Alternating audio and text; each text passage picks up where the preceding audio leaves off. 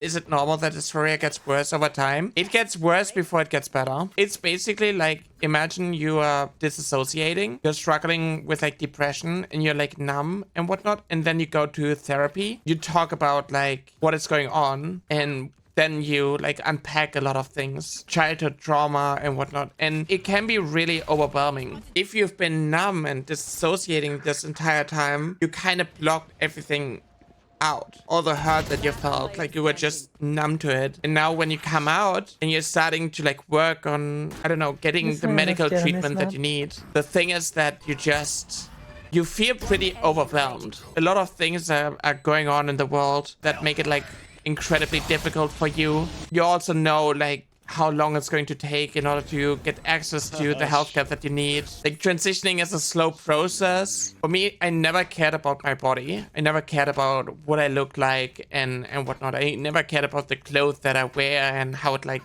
fit me. And then I started transitioning and I'm like, well, okay, I'm unhappy with this part. I'm unhappy with my weight. I'm unhappy, I don't know, when looking at me from the side. I don't like my torso, my frame, my broad shoulders. I don't like how...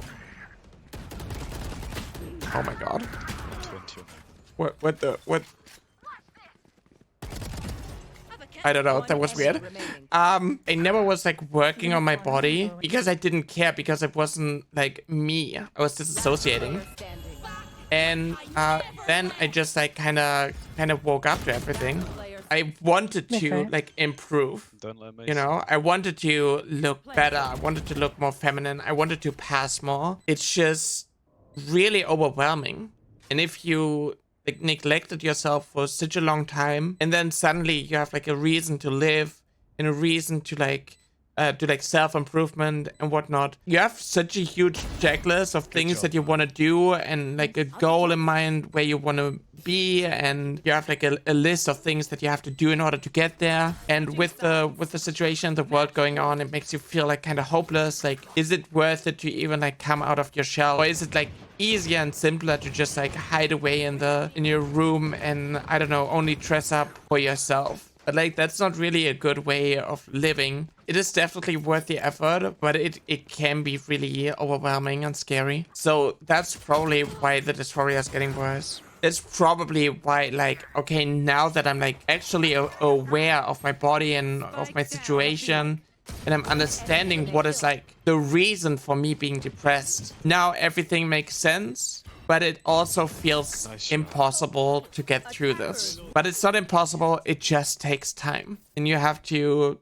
just like slowly get through it, fight through roadblocks and whatnot. And for me, it took 6 years until I finally got gendered correctly by a stranger in public. 3 years until I started HRT, 2 years till bottom surgery, and then like half a year of like working on my body and whatnot. Oh, Winter. I was just talking to Chad about how I had a femboy yesterday tell me that I'm not a real woman and I should stop wearing woman clothes. A femboy. Tell me to stop wearing woman clothes or feminine clothes. Transphobic femboys are like the weirdest like situation ever. A lot of times when femboys are transphobic, I don't wanna say that all femboys are like, you know, actually trans girls in denial and whatnot. I don't want to say that. I'm just saying that there's some transphobic femboys who have this mindset of like, oh, I can never be a real woman, so I'm just going to settle for being a femboy, and you trans people should do the same. The thing is with a lot of femboys now is that they like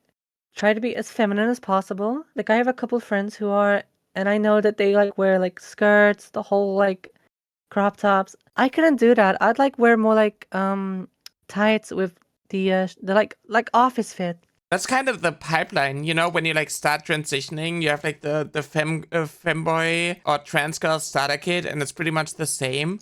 And then eventually you go away from like these skater skirts and you get like a proper skirt, you get like, I don't know, leggings. And now after bottom surgery, I love wearing shorts and I love wearing like oversized t-shirts. There are a lot of different types of skirts that are kind of cute, and like this I don't know, Amazon basic skater skirt that like every trans girl has. It's cute, and you know, skirt goes spinny and it's fun. But like, I realized that like I moved away from like dressing like you know, a stereotypical femboy would dress and moving to like how women my age dress, you know? I just wear a sports bra with my pads, and that makes me feel comfortable. And I just wear something baggy. Yeah, that's what I do too. I like oversized shirts and like shorts, especially pairing that with like fishnets, hoodie and leggings, just something like comfy, you know?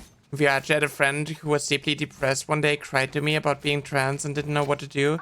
I confessed to her back and we cried together. Being trans kind of sucks, you know? You've been dealt like one of the most like unfortunate hands. Yeah. Because like you not only have like average people struggles with like just worrying about your career, worrying about relationships and whatnot, you're also dealing with like being stuck in a body that doesn't feel like it's actually yours. And you also have to deal with the amount of like people that are against it. Yeah, like you have to deal with like people just making it harder for you. You have to deal with the people who are like sexualizing your existence, you know? Yeah. Before I came out, I didn't like fashion. I didn't care what I looked like. Yeah, same.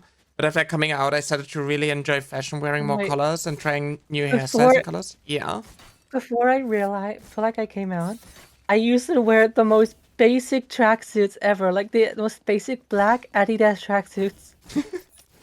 And I rarely went out. Yeah, like I didn't bother. Like I was just like hiding away and isolating myself, and I was like playing MMOs, or like I used to play like S4 League, and I was just like looking at the shop, the in-game shop, and looking at all the outfits the female character could wear, and I was like so jealous because I wanted to wear that stuff. I wanted to dress up, you know? I just wanted to have like, I don't know, some girlfriends just take me and be like, oh, you're now being put into our fashion show where you know, we dress you up, do your makeup, and have you try out all these outfits.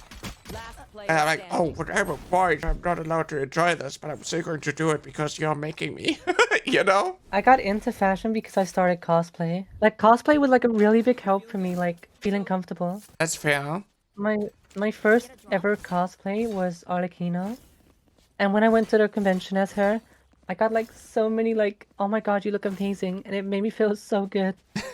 Praise King for I want to get into cosplay too, but I need to work on my I want to work on my body more. cosplay is for everyone. It doesn't matter what you look like, you can always do Yeah, but cosplay. it's just like, you know, if you do that, if you commit, you also want to look good in it. And I know that I feel like really insecure about my body and whatnot. And I just don't think I would like enjoy it if I wouldn't look as good as I like want to look. Why am I missing? Where are my bullets going? Hello? They're going to the Shadow Realm. What is happening? One enemy remaining. Is it weird that I want to cosplay male Ranma even though I'm trans? I think it's like kind of funny. I want to cosplay male characters, but like in a gender bent way, you know? Yeah. It's the same with like, I don't mind like boy moding, but I want a boy mode and still get called ma'am, you know? I want a boy mode in a Tomboy mode. tomboy way, exactly.